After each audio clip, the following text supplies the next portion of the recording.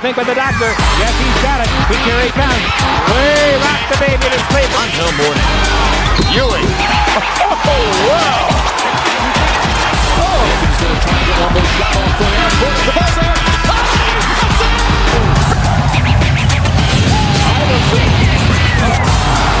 How about that?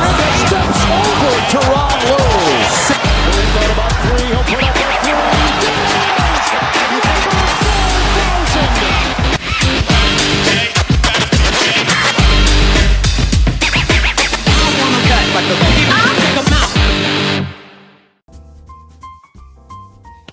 Ladies and gentlemen, boys and girls, children of all ages, Boom Broadcasting presents Three from Deep. I am your host, Jason Calenzo. Happy holidays, Merry Christmas, and welcome to the show. Guys, we are close. We are Christmas Eve. I don't know how many. We're 3 days. We getting close. The fat man's coming down the chimney, guys. I'm really excited. And I could not be blessed with a better present than to be here with my man, Mr. Shannon Smith, a.k.a. Podcast Smitty. Merry Christmas, Mr. Smitty. How you doing today, my man? Hey, Merry Christmas to you, NY. I'm doing great, man. A lot of sports going on. Got football on. Got basketball on, which, LeBron did say it best last year. Christmas is for basketball. So, hey, that's the way I feel. I believe it. Let's talk some basketball. I believe it too. Let's, NFL, stop. You guys are good. You make enough money. Pump the brakes. Christmas is for hoops. Come on now. But yes, I'm excited to be here, guys. Got a lot of things to jump in here. Man, basketball has been on fire here. Of course, this season really doesn't start till the Christmas season. A lot of people just kind of and until you get into Christmas. But now we are fully into this NBA season. And of course, I'm still riding high off my New York Knicks winning the Emirates Cup. Guys, if you haven't checked out that show, I dropped a special Emirates Cup Champions Edition show this past week. I'm still a little disappointed. They don't want to hoist the banner. I think they should. Everybody else has. Guys, you won something. We haven't won anything in like 52 years. Celebrate it because good things are coming for the Knicks. But first thing first, we're going to jump into here. They just announced the 2026 first-time NBA Hall of Fame nominees. And we're going to talk about that here because we got some great players here. We got some great coaches. And, of course, we have a historic team, which I was amazed they were not in the Hall of Fame. And I want to talk about that here with you. So we're going to get into this. So your first-time nominees, the 1996 Women's National Team, which we'll get into that because, again, how they're not in the Hall of Fame already blows my mind. Jamal Crawford, the Mr. Sixth Man a Year. I think they just needed to name it the Jamal Crawford Award because he was like literally the Sixth Man a Year all the time. Then we have Blake Griffin, with the clips there, Mr. Dunk, a.k.a. jump over the Hyundai. And then Joe Johnson, ISO Joe. Joe Johnson, 7-time All-Star for a bunch of different teams, is eligible for the Hall of Fame. And then you got Elena Delle Donne, Candace Parker, some historic ladies right there. Then Mike D'Antoni, Knicks coach, Suns, most notably. Bruce Pearl, which is interesting, and we'll talk about that a little bit because Bruce Pearl, great coach, but also has a little bit of drama that follows him too. So I'm wondering if that has something is going to play a role in his getting into the Hall of Fame. And then Kelvin Sampson, another great coach. So, Mr. Smitty, first thing I want to talk about is this 1996 women's national team, 60-0. They were the god ladies of the WNBA. The WNBA was birthed because of this team. How they are not in the Hall of Fame, I don't know. Teresa Edwards, Lisa Leslie, Cheryl Swoops, Dawn Staley, Rebecca Lobo, Ruthie Bolton. Smitty. It's a no brainer that this team is going to be in the Hall of Fame. But how much of an impact did these ladies truly make on the game of women's basketball? Man, I'm with you on this one. How in the world they're not in there already blows Right. my mind as well too. But you said it best. This is where the WNBA came from. They were the poster children. They were the ones that said, "Hey, y'all, after we take over the world, we're going to bring women's basketball to America." And they did it with those players, with Lisa Leslie, with Rebecca Lobo and her beautiful smile, Dawn Staley, who is pretty much made herself one of the greatest women's coaches in basketball right Yep. now. Cheryl Swoops, who incredible career that she's been having. Of course, Ruthie Bolton Holyfield. She was the inaugural pick for the Sacramento Monarchs, and she's from Sacramento, California, as well too. So they, the correlation is there. Tara Van Vanderveer. I can't say her last name. Why I can't, and that kills me. But Tara Vanderveer, Hall of Fame coach, incredible coach, over 1,200 wins. She was their head coach. Ooh. I mean, won so many games as a college coach, incredible coach. This squad, of course, they were bringing in the WNBA. Those players there. Every player on that team has some type of blueprint in the WNBA. And you know me, I love my women's basketball. But I must say, on a personal standpoint, this is one of my favorite teams of all time. My mom and I rarely watch a lot of basketball games together because she's a Duke fan and I'm a Carolina fan, and we want to hurt each other every time we watch games. We just don't anymore. Take it But easy. when this It's team mama. was around, when this team was around, my mom and I watched every bit of this. My mom is a basketball head. She played basketball in high school. She's the reason why I love basketball. She loved this team. I love this team. And this was definitely a great bonding moment for me and my mom. So, and that's why I love women's basketball, is because of this team. Right. And that's why I enjoyed it. They made so many fans of women's basketball. The basketball world had to look at this team and saw this team. And they looked and said, you know what? This is the standard here. And they were. This team needs to be up there with the dream team. I mean, that's Yes. how literally this is how important. And again, it blows my mind that they don't get recognized enough. You talk about the founding ladies of essentially a whole league, putting women's sports on the map, because even before that, during the Olympics, it was gymnastics, it Right. was swimming.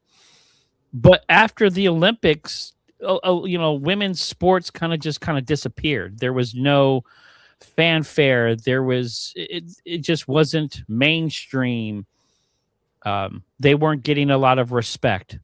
And this team, with those ladies, the way they played, the professionalism, what they did after winning in 1996 and going forward in their careers and paving the way for the ladies, we would not have Caitlin Clark today. We would not have Angel Reese. We would not have some of the great players we have today without these ladies. So, yes, I think they're definitely getting in the Hall of Fame. They need to be put up there on the pedestal of some of the greatest basketball teams ever. You're talking about the 72 win Bulls. I'm talking about the Dream Team. I'm talking about this team is that important to the game of basketball. It needs to be talked about. It needs to be shouted on the mountaintops. So great job, ladies. I have no doubts that they're going to make it in for the first time.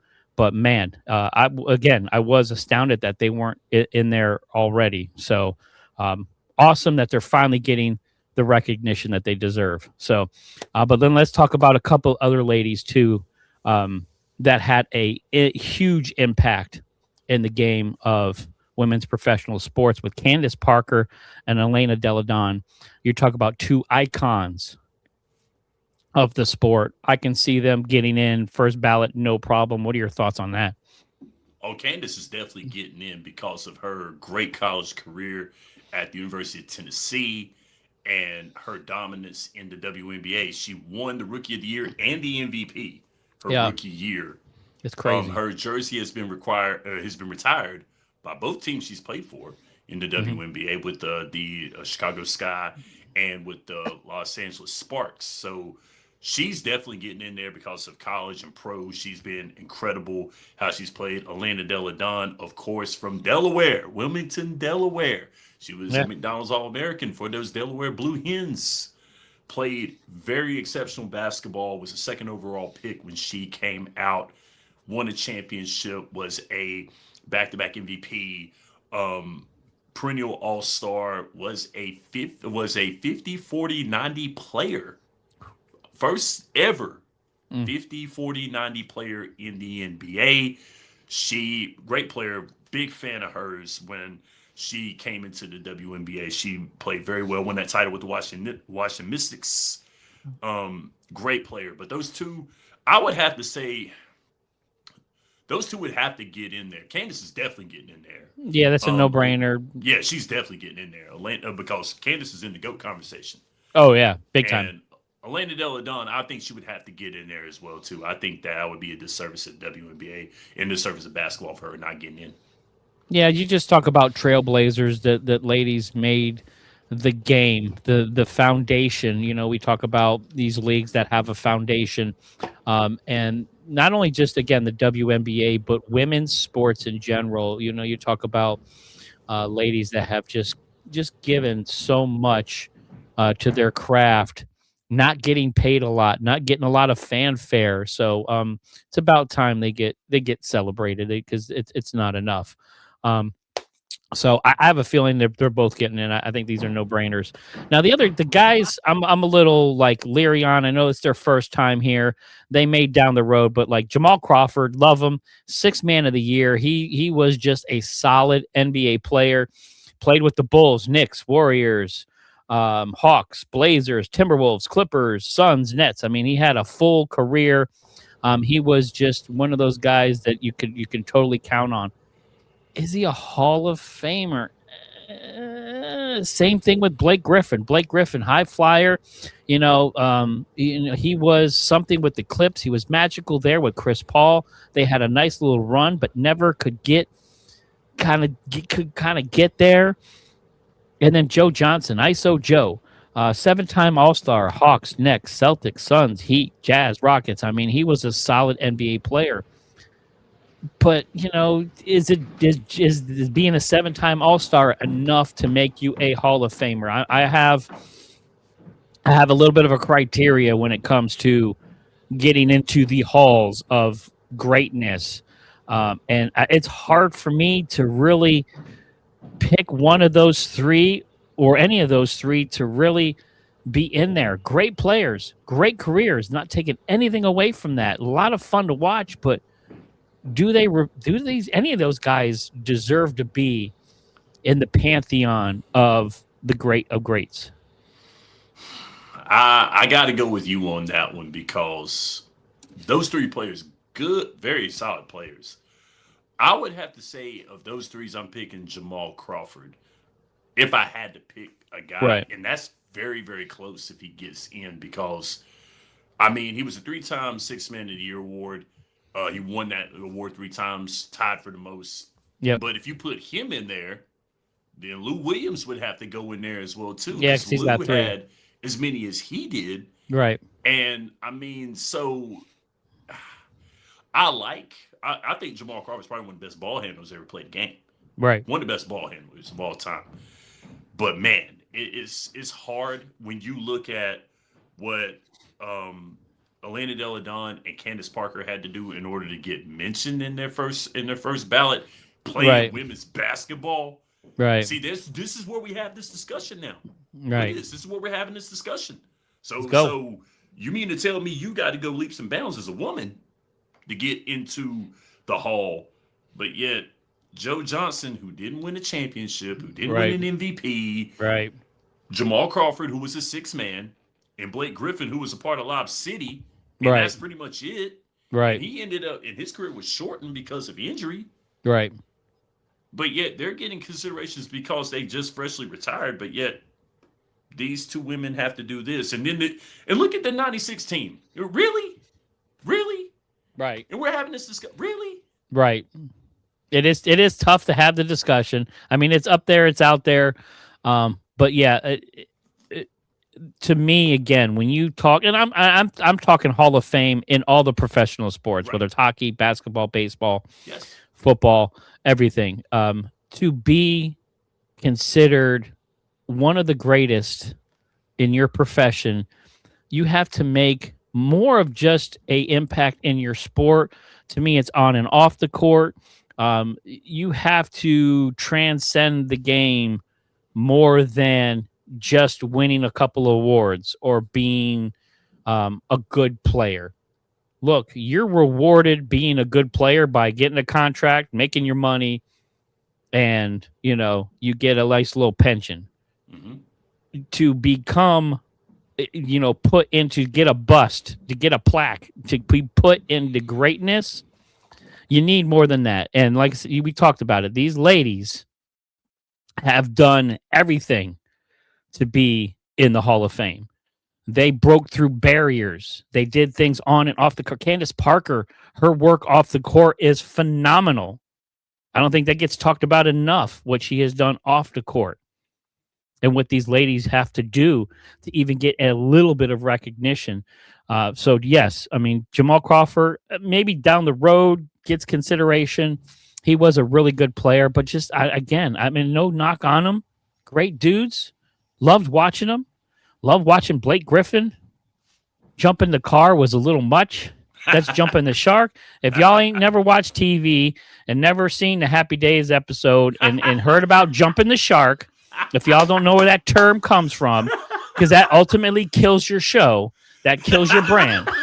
So when you jump the shark, that kills your brand.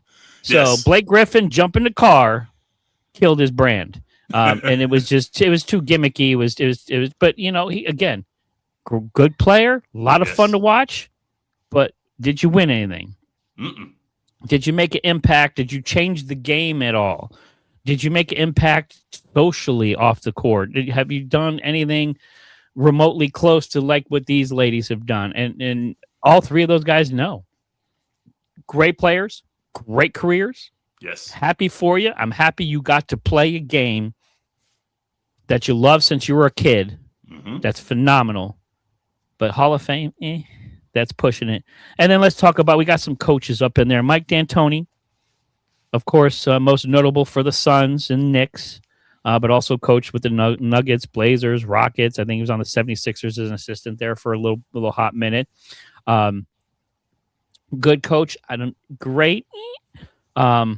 Bruce Pearl, really, really good college coach, but has a little bit of drama that follows him and has followed him here as of late. And then Kelvin Sampson, again, a great coach too, who I don't think gets enough credit for what he's done. But out of those three coaches, one, all of them, none of them, who do you think is a Hall of Fame worthy coach?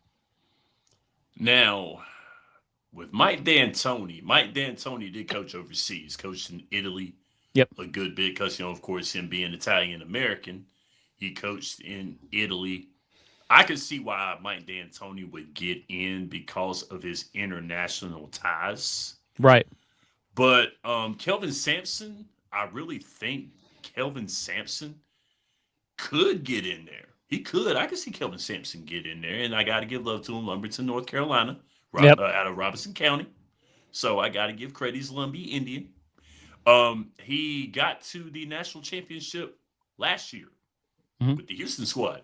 Yep. And so I like Kelvin Sampson, and he coached with the Indiana Hoosiers as well too. Right. But no national titles between these three guys, or no championships in the NBA between these three guys. Yep. I could see Mike D'Antoni getting in. I could see it, and I could see Kelvin Sampson. Those are the 2 out of 3. Bruce Pearl, and I'm pretty sure that you want to talk about. I know what you want to talk about, Bruce Pearl. So I'm gonna go ahead and slide that over to you right there. Do a nice little transition. So you go right ahead. I appreciate that. Yeah, Bruce Pearl. Great work at Tennessee. Great fan of the game. He was a lot of fun. He's a lot of fun to watch him when he showed up to the ladies' Vols with the no shirt on, with the painted chest and everything, celebrating ladies basketball. I thought that was pretty cool. So like, there's spots where Bruce Pearl, as a coach, as a person, was a lot of fun. Mm-hmm. He was a really good coach. Yeah, especially college basketball, it is pretty tough. To get a national championship. I think that's one of those coaching jobs where even if you didn't win a national championship, as long as you were you made an impact, to a school or multiple schools, I think you deserve Hall of Fame considerations because it's really tough to win in that. I mean, it's tough to win a championship in any sport, let alone college. The field is so deep, and you have to go through, 64. I think before that it was 60 or 62, whatever it was before that. So I mean, you got to go through a lot of teams. So Kelvin Sampson has made a pretty nice impact. I can see him getting, I don't know, first ballot, but maybe down the road, I think he gets in. D'Antoni, that's tough, man. He did good with the Suns, never could get over the hump. He did good with the Knicks, but never did nothing with us. So I mean, and he won overseas, but is that enough to be considered with Phil Jackson and Pat Riley and some of these other, Greg Popovich? I mean, to me, I can't put his name in that kind of mix. It's hard for me to do. But Bruce Pearl, yeah. And then later on in his career, some of the drama, the show clause, some of the weird recruiting things he had going on. He lied to schools. I mean, he has a dark cloud that's over him. And look, these guys, men, women, whatever, we all have baggage. We all have darkness that we try to, hide. We've all made mistakes and we try to atone for them. Bruce Pearl has made some mistakes. I hope he's tried to atone for them. You look like Rick Pitino and some of the other great coaches out there that have made some weird decisions. And I know we'll keep it quiet there. But I know. But it's like, can you really use mistakes and weird comments to the media? Because I know Pearl has made some weird comments, and some of his stands and political stands have really turned a lot of people off, especially as of lately. But it's so hard to separate that stuff from the sport. There is, in every Hall of Fame, there is got people that have made mistakes. You look at Ty Cobb, in baseball, he was a racist. He was a known, he had lots of issues. You look at Lawrence Taylor, my favorite NFL players. I think he's the greatest football player ever. Man, he was not an innocent individual. So, I mean, there is players out there, and coaches out there that have made mistakes. So, how do you separate it? That's the whole Pete Rose argument. Can you, him as a player, he was one of the greatest of all time, but one mistake and, you boot him. So, I mean, that's so tough when you get into this conversation. Bruce Pearl, I think, is a good coach. If you separate the drama from what he did, I think he's a good coach. Do I think he's Hall of Fame? Maybe down the road, but no, I don't think he got his teams there enough. I don't think he made enough noise in the NCAA playoffs. He never really even sniffed a championship. So I just can't put him in there. And the baggage that comes with it just makes it worse. So I think Sampson gets in. D'Antoni, maybe down the road, but I don't think Bruce Pearl gets in. I think he's just, with everything going on behind him, I don't see him getting in at all. Man, not first ballot. First ballot at all. But still, even to be considered, right? All these individuals, congratulations. So let's go ahead and give an applause to all of them. Great job. And yes, guys, If you don't know, go look up the 1996 women's basketball team, please, and realize the greatness that they were. They Oh yeah. are the women's dream team, and they are the reason why women's professional sports is at the level it is today. So recognize GOAT, guys. You got to check that out. So, Mhm. but let's get off of that. I want to jump into a conversation here because we're getting into Christmas. I'm feeling a little holly jolly here. Um, we've had a lot of great basketball being played. We have some amazing talent in this league right now. And I want to go over my top 5 that I think of as right now are our considerations for MVP that have their teams playing on a whole nother level. So I'm going to bring this up here. Boom. So as of right now, and tell me if I'm crazy, tell if I'm wrong. I'm okay with that. But right now, my MVP rankings, I got SGA number 1, best team in the league, no championship hangover, averaging 32 and a half points a game, a little over 4 rebounds, and a little over 6 assists. Just having that team playing on all cylinders. Hard to not put him up there, the reigning MVP, still playing like an MVP. Mhm. Number 2, Nikola Jokic, the best basketball player in the world, period. Nikola Jokic currently averaging, again, a triple-double, a little over 29 points, 12 rebounds, 10 assists as a center. The dad bod god is ridiculous. Just this week passed Kareem Abdul-Jabbar for most assists by a center, 5,661. And he's not even close to being done with his career. This is what is Nope. insane. Nope. This is what is insane. Kareem Abdul-Jabbar, one of the greatest centers of all time, had a very long career, 56, 60 as far as assists. Nikola Jokic is going to double that as a center. He's got the Nuggets third in the West. He is a monster, and some of the things he does on the court for his size is ridiculous. And to listen to him when he does his post game interviews, it's absolutely hilarious. You would think that his dog died and he was like sad. He's like, you won the game. You just broke a record. He's like, yeah, we'll talk about that after my career is done. Let's go. Right. How's my horses doing? Did I win a horse race? Number 3, you got to throw Luka in there. Luka Doncic dragging a bum Lakers team with him. Yes, I said it. A bum Lakers team. Look, LeBron, you're still playing good, but come on. But Luka averaging over 34 points a game, a little over 8 assists and 8 rebounds and 8 assists. So Luka being Luka, just making the Mavericks look dumber and dumber every day. Again, top 5 in the world, one of the best players. And you could kind of switch Luka and Joker right now, 1 and 2. I think they are both.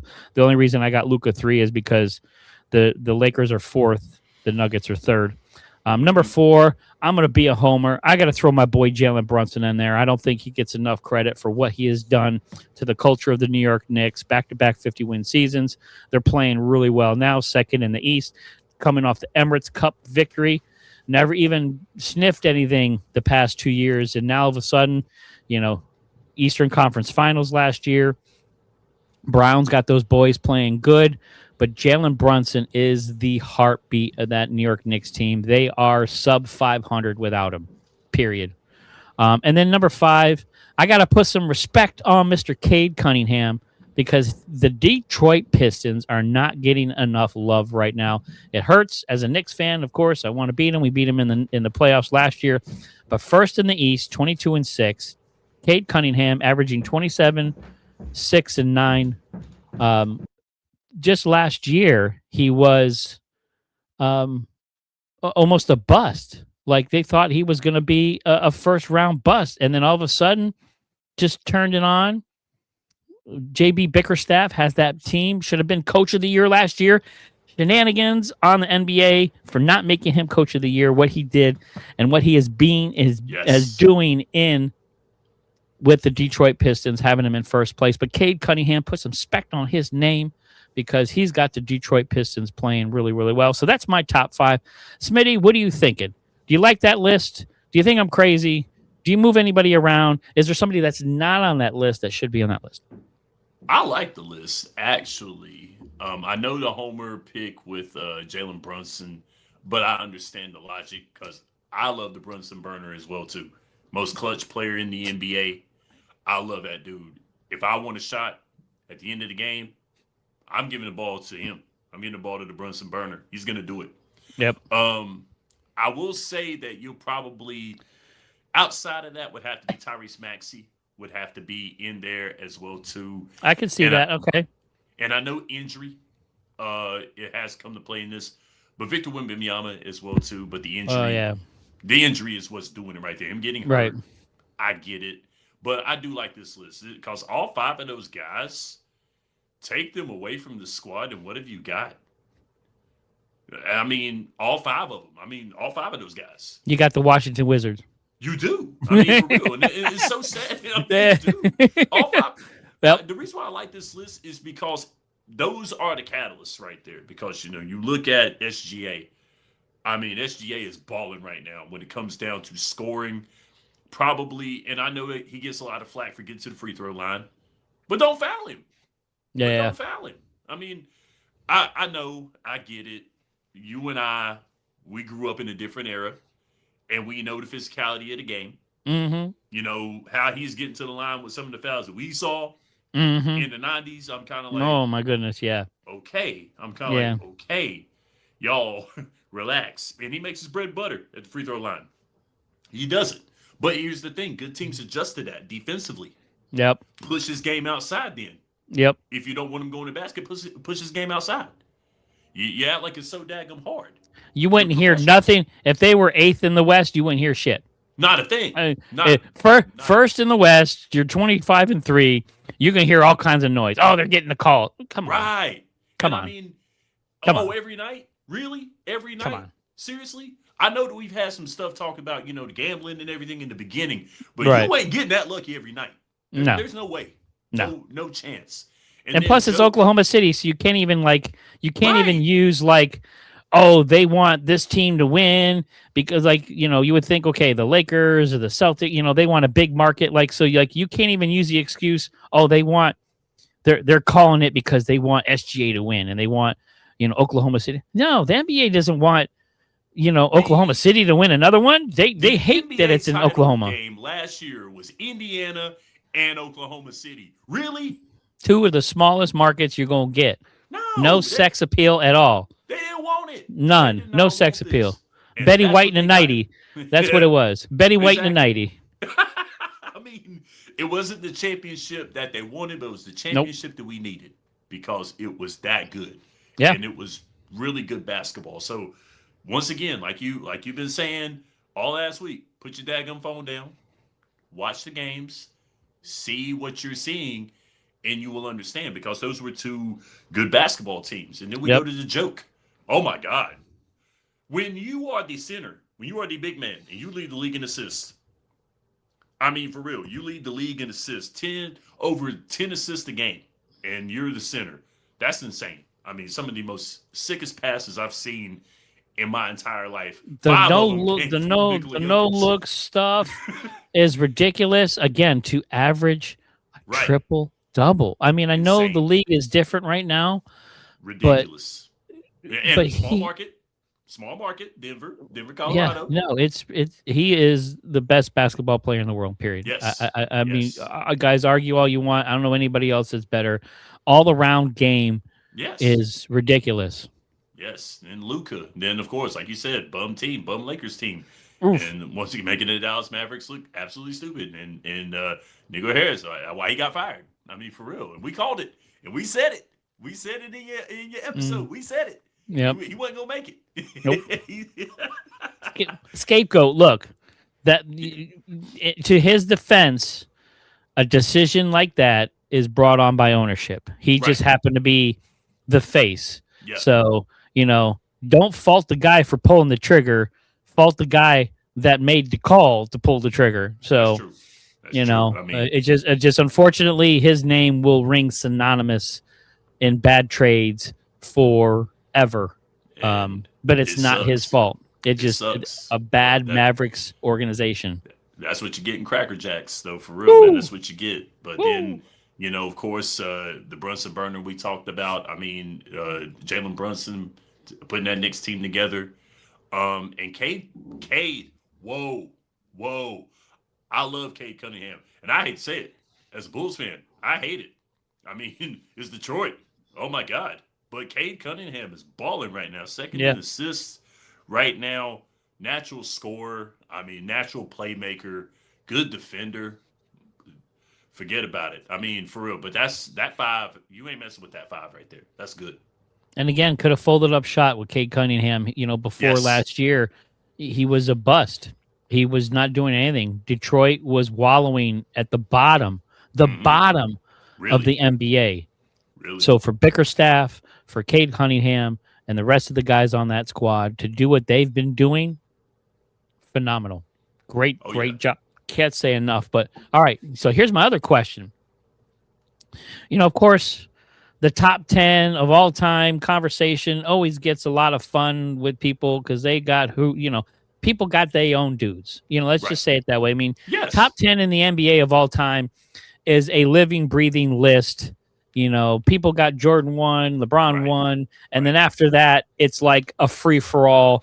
You're going to pick the guys you love. You're going to pick the guys you want. So it's going to be because, you can do it by the numbers, but a lot of guys don't do it by the numbers. They do it by championships. They do it by this, so whatever. But with this group of five, who of this group of five has the opportunity to crack the top 10 down the road of all time?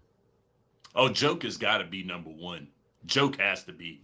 If Nikola Jokic ain't in your top 10, right, when it's all said and done, I don't know who else is. I mean, put him as the best world player. You can put him as the number one player outside of America all day long. But in the NBA, the National Basketball Association, Nikola Jokic has got to be in your top 10. I don't care where you put him. He's got to be in your top 10.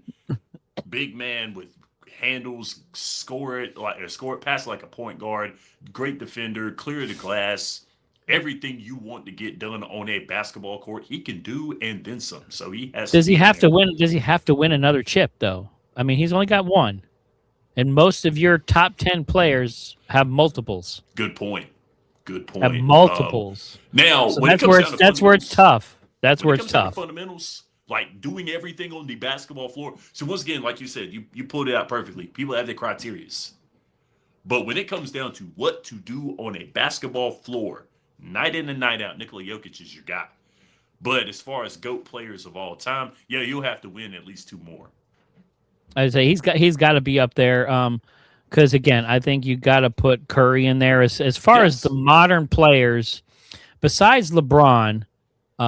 Steph Curry is my other guy because you talk about multiple championships, but you talk about impact of the game. Yes. Steph Curry has made more of an impact in the National Basketball Association over the past 20 years than LeBron James has. Absolutely. Steph Curry has changed basketball on every level. I'm talking like little kids playing hoops, college, high school. You ain't shooting deep threes and you ain't shooting half-court shots like they are today without Steph Curry. Yes. Steph Curry is insane. His game matches the game of today because of the way the fouls are called, the way the defenses are called. So you have to play away from the rim. So his game fit perfectly with that. And then, of course, being the greatest shooter of all time doesn't hurt either. And I think when it's all said and done, you have to put him in the top 10. But for me right now, modern guys, Steph Curry, LeBron James, slide them in. I think they are top 10 all time. These five, I mean, I think Joker has a chance, but he's got to win multiples. Yeah. I think same thing with Luka, SGA. I mean, they have to win multiples. I think they have to have a bigger impact. Nikola Jokic, I think, may be top 15. I think it's going to be hard to crack the top 10, and especially on all these guys, since they're getting into their careers already. And I'm not saying their careers are over, but, when you start getting to the hill and you start going on the other side of the hill, it's a little bit different. So I think you got probably the 5 best basketball players in the world. And you could probably throw Giannis in there somewhere and mix him up a little bit. So I don't think he gets enough love. But again, being hurt doesn't help either. Victor Wembanyama just hit 100 games in a row with a block. No other player has done that. He is ridiculous. Very. But my health concerns with him. Can he stay healthy? Can he play through a whole season? He hasn't done it so far. I mean, I know he hasn't been playing very long, but I mean, I need to see something more out of him before we crown him. Is he going to be AD? Is he going to be the second coming of AD? I hope not, because Mr. Glass, it's hard. AKA Street Clothes. Shout out AD. I think he's going to get traded here pretty soon. I'm waiting. We're on Trade Watch too, by the way. We are on Freak Watch at all times here on 3 from Deep. We are waiting for Giannis. We're waiting for the trades to happen. Usually that happens like right after Christmas. Yep. You start seeing January, February. You start seeing some movement. So I'm pretty excited to see what happens this year. Of course, we had our huge drama last year. We may get some big drama this year, but right now, I think this is SGA's MVP to lose. It just, man, but you talk about 5 of the best basketball players in the world, all playing ridiculous. I remember your question. I remember the question that I was going to ask. Now, I want to ask this before we get out of here. Go ahead. Get out onto the next. Okay, so last year when we were talking about the MVP race on your show, we talked about is Nikola Jokic the victim of the Jordan syndrome? Where we're not going to give it to him. We're going to pass the voter fatigue. Voter fatigue. Right? Is he the victim of that? Will SGA have to look at that this year, or is it biased because of position? Because SGA is a guard. Nikola Jokic is a center. So is it biased because of that, or are we going to get the voter fatigue for SGA for this year? I think the voter fatigue has to do with the player itself. The person that got hit by voter fatigue the most was LeBron James. Yes. There was years that LeBron James should have won. Look, I'll say it, should have won the MVP. Yeah. Like Steve Nash won it one year, and then there was a couple other years in there where they threw players in there. It's like, okay, guys, we're tired of voting for LeBron. We know he's the best basketball player. Let's vote for someone else. I think SGA, being that he's not the best, he doesn't have the fanfare like LeBron James has. You're not seeing him everywhere. He's not on commercials everywhere. He's not all over everything. His shoes aren't everywhere. Like he doesn't have the cachet and the social following that LeBron does, where you're constantly bombarded by the name. So like you're not bombarded by his name. So a lot of times, voter fatigue is because you're tired of hearing their damn name. Like, I'm tired of hearing about LeBron. All right, we heard about him. You talk about him every day. Like, I'm tired. SGA, you don't have that. He's not talked about that way. So I think you got to get some years under him. I don't think it's going to happen this year, but like 3-4 years from now, if he's constantly like winning and he's constantly up there, you may get a little bit of voter fatigue, but I don't think it's going to happen to the level like LeBron James. Nikola Jokic, yes, but I think his team has to win more. And that's why I really hate that the MVP is voted on before the playoffs. I really do believe the playoffs should play an integral part on who is the best basketball player in the league and who is most valuable to their team. Because how many times, I can remember, how many MVPs have we had that like they had either early exit or bounced in the playoffs? It just like, it's weird to hear, okay, so-and-so was the MVP. I'm trying to think of some ones in the back, but, of course, my brain's not working right now. But, I want them to play. I want the year to play out, the playoffs to play out. And then when it's all said and done and the dust has settled and you look at the champion and you look at the way some of the other teams performed in the playoffs, who was integral and important to their team making it as far as they did in the league. And that's where I just, if you're going to make it a regular season award, then as soon as the regular season is over, announce the MVP. Right. And then let's move on with life. And then so the MVP guy can know, hey, you won the regular season award. Here you go. All right, so let's go play the playoffs now, and then you get your finals MVP or whatever, because usually the finals MVP is the most important person of the playoffs, that got him to that point. But I voter fatigue happens only when the player itself is just obnoxious and everywhere, and I don't see that with SGA. He's not the name. He's not up there like LeBron James. LeBron James is the biggest voter fatigue fatality that we've had in the past 20 years. True. So, but I like it. Yeah, that's what I got. But we're going to take a timeout. We're going to take a little deep breath here. I don't have any eggnog on me. I know we talked about a little eggnog here before the before the show here. I don't want to sit here and have a beverage while we're on camera here. I think that's just not appropriate. We are this is a children's show too, so we kind of try to watch what we do here. We have responsibility. But a couple of things I want to ask you here, Mr. Smitty. We've talked about this a couple of times, and I want to know. Of course, we're here at Christmas time. I got some questions for you. First question I have is, and we talked about this at work, so that's why I'm bringing this up here. What is the best Christmas present you have ever gotten? Man. That's a tough one. Oh, yeah. I've got it right here. It's this beautiful thing right here. That's my Super Nintendo. That's a Super Nintendo? Oh, yeah. Yes. Oh, awesome. Here's why. Because this is the original Super Nintendo that I got when I was in first grade. That's awesome. Do the math. I've not replaced it. It's not been refurbished. It is still going. Yeah, it looks a little yellow. I think it was white, wasn't it? Yeah, man, it was. It was. And that was dirty. Hey, that's fine. That's called patina. It's still going. Still vintage. Ticking. I played. Actually, the last game I played on it was NBA Live 95, and that was my last God. night. Yes, with when you dunk on them and they point at you. It's one of my favorite games of all time. Oh man, that's awesome. Still going. Best gift I ever got. Still going. That's awesome. I thought about this too. It's tough because I've had some great gifts over the years. But one of my favorite ones, and it stands out to me, and I don't know why. Shout out to Mama Calenzo. I love you, Mom.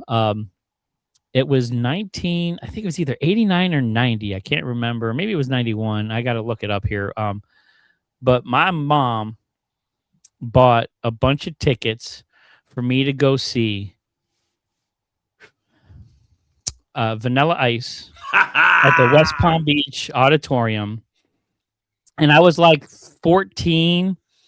And it was the first concert I was allowed to kind of go by myself. She bought a bunch of tickets. I had me and some of my friends go.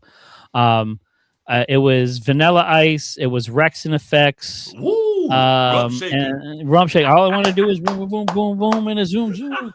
Shake. I mean, man, it was everything.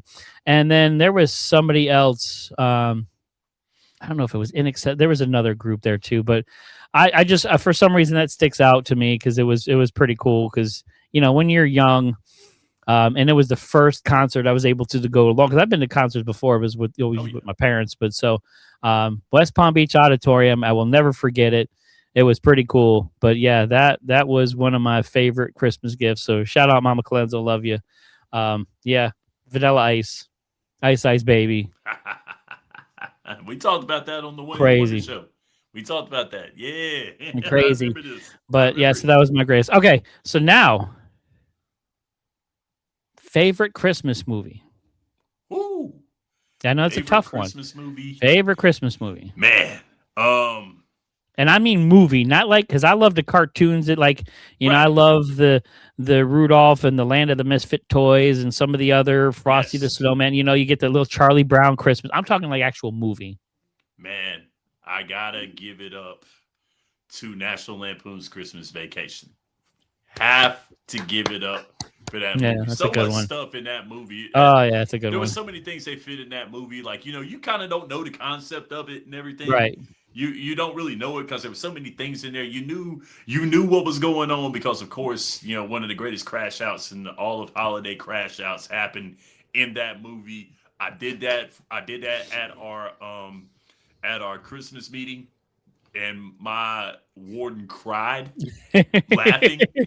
He didn't know what was gonna happen, but I did it, and he laughed so daggum hard when I done it, man. I can't believe I got it right on the first try, but it happened.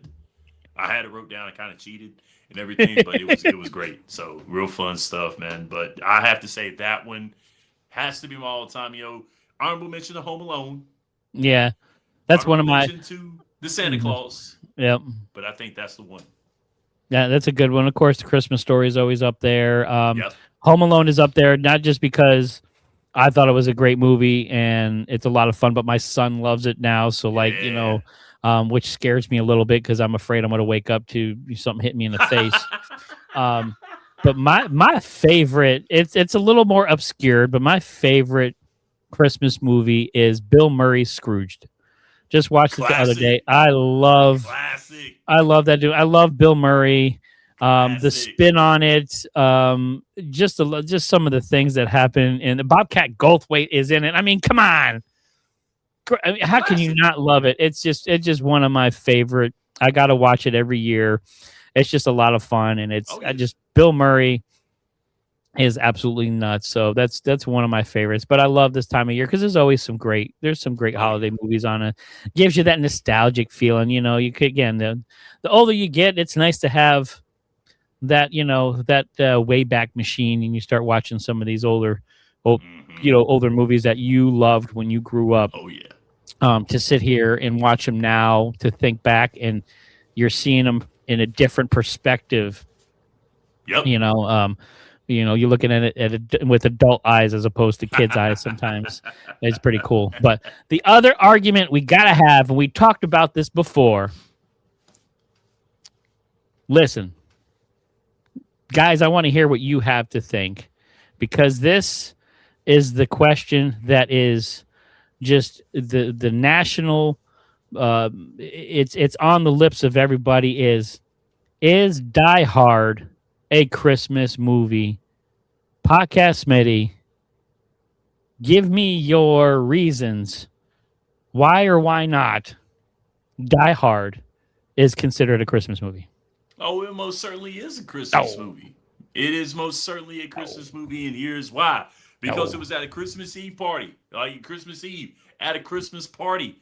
All the holiday elements around it, it was there. So, yes, it is a Christmas movie. John McClane trying to reconcile with his wife around Christmas. He messed up. As a guy, he messed up. And what a better way to show that you're sorry and try to win the lady back at Christmas. And all what he went through. Lord of mercy, he went through a lot of things in that movie. Yeah. And she better said yes. The picking the glass out of your feet. But Bruce Willis himself said it is not a Christmas movie, because look, this could have happened during Arbor Day. This could have happened. They could have just been having a regular pizza party at the Nakatomi building. Die Hard is not a Christmas movie. It's a slight backdrop in the whole movie. But Hans Gruber did not say ho ho ho on his way down the building. Okay, and nobody dresses up like John McClane during Christmas. Nobody has an exploding building in their house, unless you're like a huge Uber fan. But Die Hard is not a Christmas movie. Oh man, it's a great movie. Trust me, it is one of the all-time greats. There's a lot of yippee-ki-yay. Yes. There's a lot of great dialogue. Beautiful. But ain't none of it holiday. Yes. None of it. None of it. But it is. To me, it is. To me, it is. No. And now we're gonna have that argument. Oh, we're gonna have it. Oh, it's gonna be like that every year. I got a funny feeling it's gonna be like that every year. Let's bring it every year. We Okay. go every single year, and because it's brought up all the time. Like everybody brings it up. Yeah. I mean, Sean Lucas, who does our TV movie podcast, does Yeah. his things. He even said it, and I believe it. If he said it, I believe it. So yes, he's our movie. I love guy. you. He's I our love you, TV Sean. guy. But it's not a Christmas I movie. believe it. Yes, It is a small part of it. Okay. It could have been. It could have been like 4th of July, and Where the it would fireworks have at? still worked. What the fireworks They at? blew the building up. What kind of fireworks do you need? You blow That's the building dynamite. up. That don't count. That's dynamite. No, still same thing. But okay, I'll raise you. Boom goes the dynamite. All right, cool. You can keep Die Hard not being a Christmas movie. I'll raise you that with Batman Returns. That's another Christmas movie we can talk about. Batman Returns is a Christmas movie. So yes, I watch both. I watch both around Christmas. Batman Returns, definitely. So yes, I'll take that. If you say That's no a reach. to Die Hard, I'll take Batman Returns. That's a reach. Come on, man. No, I'm trying. come on. I'm trying here, man. I love it though. I love it.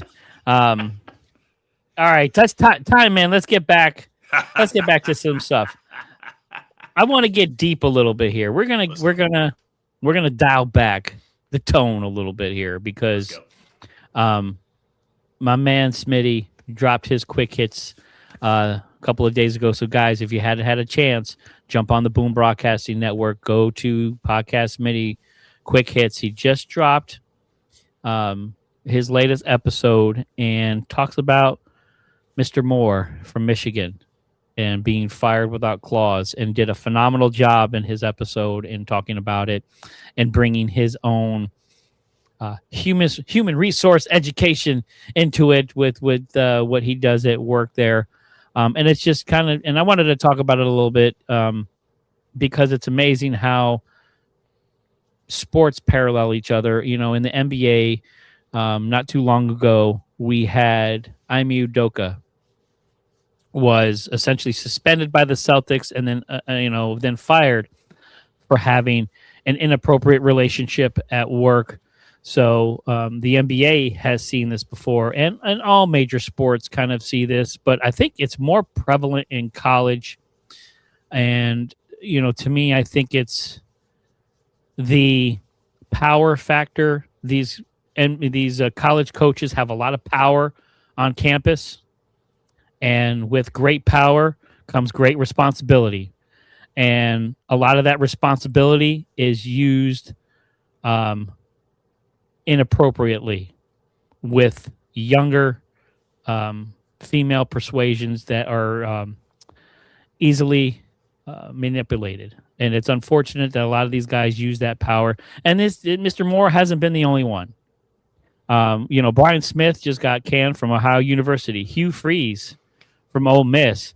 Bobby Petrino. I can still remember the neck brace when he got injured on a motorcycle back in 2012. I mean, Urban Meyer, one of the greatest college coaches we've had, steeped in controversy too. So it's a little prevalent in college. But the one thing that really stands out to me is a lot of these guys get second, third, fourth chances. They get jobs back in these positions of power. My first question, do you think Sharon Moore will have an opportunity to coach again? He will, I believe, but I don't think it'll be in college. I think that he will probably have to go back in the ranks, like go high school maybe, get himself back into the college landscape. Because, if he were to go back and just be like, okay, I learned from this is what I did, this is what happened, own up to it, do what you got to do, and go in and do a little bit of work with high school, maybe. It's very slim with him considering the fact of him breaking the law and what he did after he got fired. After the fact. So that's what's going to make it hard for him. The four that you mentioned, Hugh Freeze and Bobby Petrino and Ime Udoka, all those guys, did not do what Sharon Moore did. And that's what makes it hard for Sharon Moore because he had to go because he broke the law. He ended up Right. getting arrested. Right. Got arraigned that Friday. Was in jail. Right. Had to get arraigned on video. And that's the part that's going to make it hard for him. Now he's going to have to really, really dig. It can be done, but it's very, very hard in that circumstance. Right. And it's weird because again, Imi Udoka wasn't fired right off the bat. They suspended him and they kind of tried to let it cool down. And then of course he was let go. But then again, just hired not much longer after that. Of course, Houston Rockets coach playing very, very well. So I mean, you want to think again, I believe in second chances. I believe that people deserve a chance to work in their profession. You can't let one bad decision dictate the rest of your life. But when it comes to college and dealing with an age gap, and again, the power that is involved, that's where I get a little more concerned with rehires because you're turning around and telling Petrino, you're telling Meyer, you're telling Freeze, all these guys, all right, what you did was wrong, but we're going to put you in the same position with the same distraction, with the same it's like you don't hire an alcoholic to run a bar. It's like if they've already shown that they cannot keep their hands to themselves right around these individuals, you're going to put them in a position of power with the same type of individuals, just maybe a different location. So to me, that's where it gets a little like guys, you're asking for more trouble because unfortunately, a lot of times these guys don't learn. They have second and third offenses. We've had plenty of coaches that have gone down that path. But you got to look at the fact that there's got to be a consenting party in between that as well. There's got to be a consenting party as well. These 5 men had someone who consented. It wasn't like they were trying to take something from someone. Right. And it was a consensual agreement. But like I said in my episode, consent is no defense. Right. These guys have it in their contracts. Don't do this. You do not do this. And then they do it. And I really think the universities are asking for trouble when they go back and they put them in the same set of circumstances. Yeah. Like, you done it here, but you won't do it here. Right. And what do? They do it there. Yeah. And so because 20-something-year-old interns and undergrads, they're not all at all these different colleges.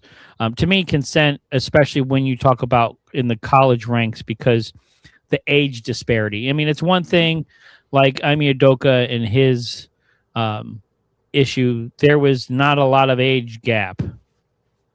But when you get into college and you talk about 20-somethings, innocent minds, and your late 20s, 30s, 40s, 50s, and you're an adult and you have this responsibility, you should have the intelligence to go, okay, no, I'm going to be the bigger person here. I know that there is a lot of temptation, but regardless if there's consent, I need to go, well, wait, this is my job. This is my career.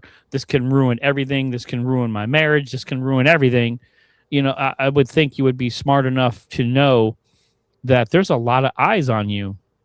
And like we talked before, about this, these guys don't think like that. Hyper competitive individuals, because you got to look at it also too. Sharon Moore, he played college football as well too. Right. And now with him being a head coach, with Bobby Petrino being a head coach, Hugh Freeze, Imi Udoka, all these coaches that you mentioned, all of these guys are hyper competitive and deal with hyper competitive people.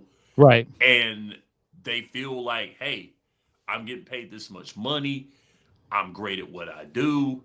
What can I have? And it's all about, and it's also too, it's not the fact of they can afford this. They've got the money to do it. They can afford it. So, I mean, it's not like they really care about these people. And I'm not saying, you could tell, like, like they really care about these people that they're doing this to?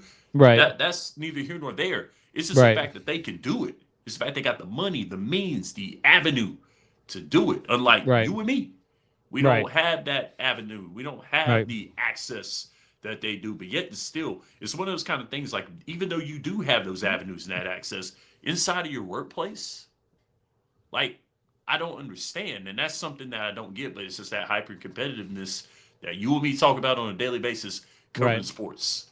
Right. Now, the other question I have for you is an uncomfortable one.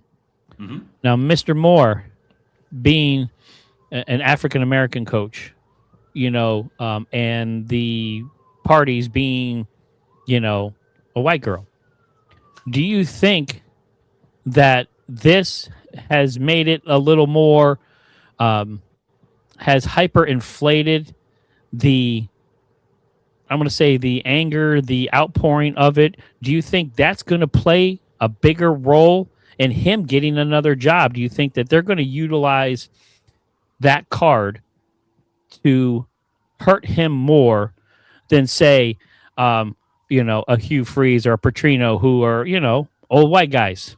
Do you think that that plays a role in this? I believe it does, absolutely. But here's a counter to that as well too.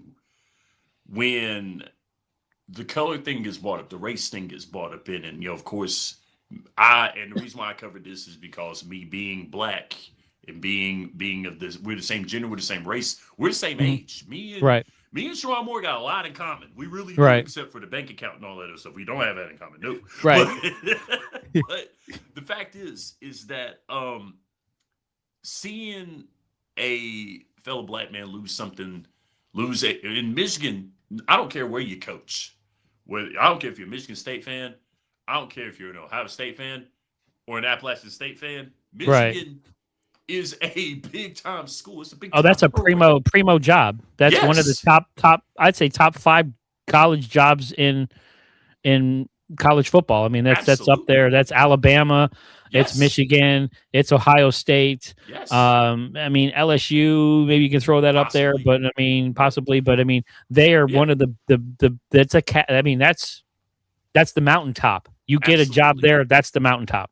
And you lost that job, and in the circumstances that you lost the job too. Of course, yes, there's going to be people looking at it Right. from that lens. Oh, he's a black man with a white lady. Da da da. You're gonna have Right. people that are going to say that, and of course, the guys, aside from Emi Adoka, him being black as well too, him being of African descent, you know, of course, and then Nia Long, of course, being black as well too. Not so Right. bad in the eyes of other people, but it's bad Right. morally because what these guys done is morally wrong. Right. But also too, with the way Sharon Moore is, Sharon's wife, is a white lady as well too. He did it with a Right. white lady.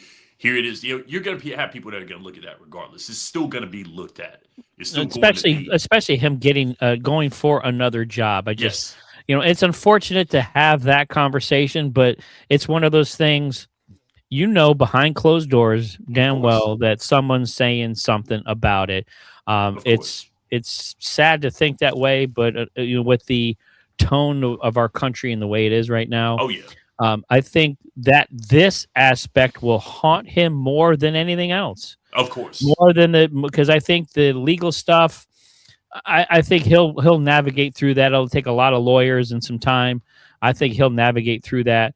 But these other guys have been through legal mumbo jumbo too, and they've gotten through it. But I think, unfortunately, being that, I think that's going to, you look at a lot of these ADs and you look at a lot of these athletic leaders in other schools, they're old white dudes, man.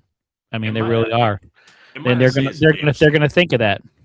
And it's a damn shame because Yeah, it they broke is. the law. Right. If you look at him from a stance of breaking the law, I Right. get it. If you look at him from that stance, from morally doing wrong, and you don't want a guy around that morally done wrong, I get Right. it. But if you're gonna solely look at that, and then, but yeah, you've got this guy, and this guy doing this. Because remember, Urban Meyer also had the violence at the workplace that happened with him when he hurt the Right. kicker.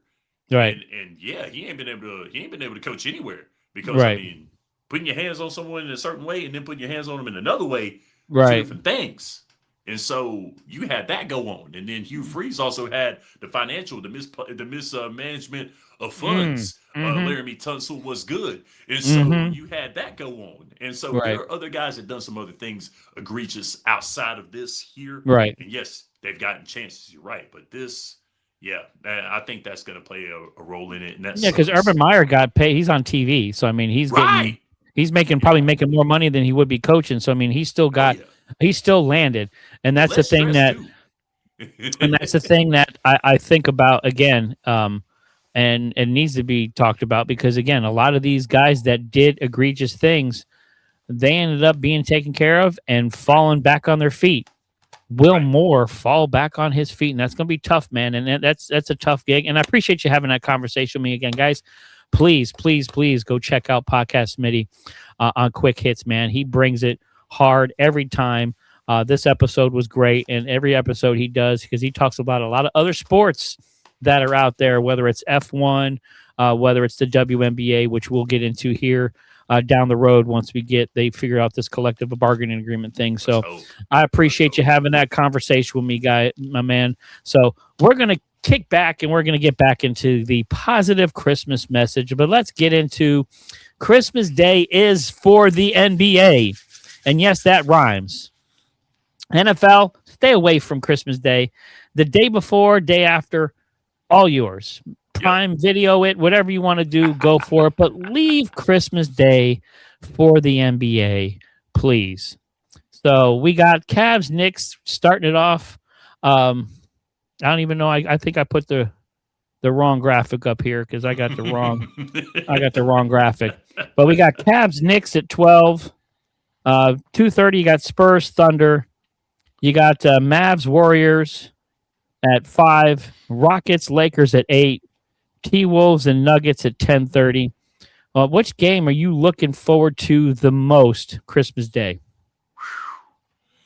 I got it. Yeah, I think I speak for everyone. The 2:30 game is going to be the game to watch there. You know, we got the Spurs and the Thunder. You know, Wemby, the Parisian Pillar, coming back. I love it. I really do. But that's gonna be fun to see him there. Of course, had to add him on Christmas, and then of course the Thunder handling biz. You know, best team in the NBA. That to me is gonna be the game to watch. But an underground game, a game that I think might have the opportunity still to show is the 8 o'clock game, which is the Rockets versus the Lakers. Yeah, man. I'm gonna be looking at that game there because that's a big game. You got points for hire, KD. Then you got more points in Luka Doncic. Right. Which team is going to play the better defense? And I don't think it's going to be either one of the two. So Nope. I like this was some good games, and of course, being a Knicks fan, gonna watch that. Cavs, very disappointing season this year so far. Y'all gonna kill them. Have 15-14. We should. Y'all gonna kill them, man. We're at 19-8 right now. We should. With the Cavs? Injuries, and again, you can't win 60 games in this league every year. True. And especially not do anything with it. They've had some early exits, and that will weigh on a team. But yeah, that 2:30 game, Spurs Thunders, Victor Wembanyama going against SGA, Chet, Ichabod Crane versus the Parisian Pillar. I love it. There's going to be a hell of a matchup right there. 5 o'clock, of course, you got Flag going against the Warriors, which is going to be a nice game. But yeah, that 8 o'clock game, Rockets, Lakers. It's not a Christmas Day without LeBron James. Of course not. Playing on Christmas Day. So that'll be interesting to see. KD and Alfred Sengun, Amen Thompson going against the Lakers with Luka and LeBron and the rest of the boys. So, and don't sleep on that 10:30 game. So guys, if you're staying up late on Christmas, the T-Wolves Nuggets, again, we get to watch Nikola Jokic just continue to do phenomenal things. T-Wolves have had some big wins here as of late. Ant Edwards trying to turn it on and get the T-Wolves back into the mix in the West. So I think that's going to be a good game too. So a lot of excitement on Christmas Day. I'm excited for all of it. I'm excited to spend the day with my family and just kind of hang out and just chill, man, and not worry about anything. Be thankful for what I have. I am so blessed this holiday season. And my man, Mr. Smitty, I'm blessed to have you here. Guys, we want to thank you from the Boom Broadcasting Network. We want to wish everybody a very, very Merry Christmas. Please be safe out there. Drink responsibly. Have fun responsibly. Just give everybody hugs and kisses. Love your family. Life is very, very short. I wish it was Christmas every year. So from all of us here at the Boom Broadcasting family, my man Shannon Smith, myself, Jason Calenzo, Michael Davis, our president, Sean, Carson, Aaron, mouthing off with Mike. Who am I missing? Chris DeLuca from Dugout Debrief, man. Let's go. Like the whole Boom Broadcasting family, guys. Merry Christmas to everybody. I love y'all. Thank you, Mr. Shannon Smith, man. Much love to you being on the show here. Guys, do you want to say anything on going out here, Mr. Smith? Oh, man. Well, one thing I do want to say is if there is anybody in your family that you've had any type of grievance with, if you have had any type of falling out, any type of disagreement, and y'all don't speak, pick up the phone, call them, invite them to the house for dinner. I've had to do that myself a couple of times. I'll do it again, especially around Christmas time. You said it best. Life is too short. And enjoy your family, enjoy your time. You're not going to get a time like this because there's going to be family that's going to pass on. And the traditions should not pass on with them. So make sure those traditions keep going. Make sure you pick up the phone and talk to your family that you haven't talked to in a while. Tell them that you love them. Patch these things up. Go into the new year with a clean slate. Let's do this. 2026 is going to be a hell of a year. Make sure that you guys do that for yourselves. Don't do it for us. Do it for you. Forgive, love, try one more time. Have a prosperous new year. A Merry Christmas. Well said, man. Well said. Thank you guys very much. And Merry Christmas to all of you out there. Thank you so much for supporting the Boom Broadcasting Network and me here on 3 from Deep. So I will check you guys next week. Merry Christmas.